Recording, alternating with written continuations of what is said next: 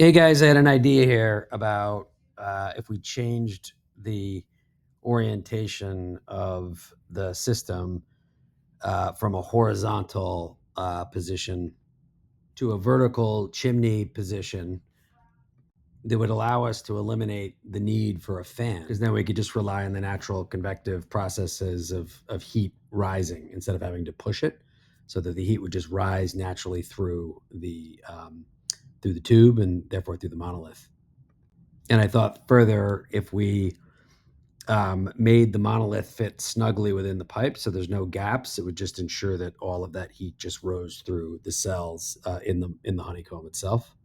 Another idea I thought too that could be helpful is if we move some stuff out of the way so that it doesn't obstruct the airflow. If we came up with one of these split ducts, like a connector that could be fastened to the bottom of it, you have the damper on the one side, and then on the other side you could have basically a sealed sort of outlet that just fit a tube in for a vacuum pump. So during phase one, you'd open up the dampers, turn on the fan, and that would pull air from the one open damper side all the way up through the monolith.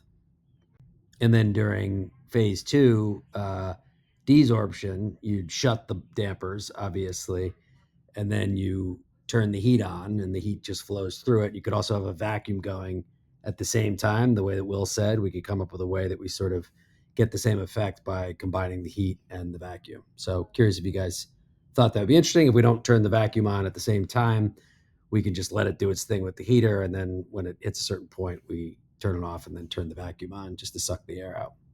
Let me know your thoughts.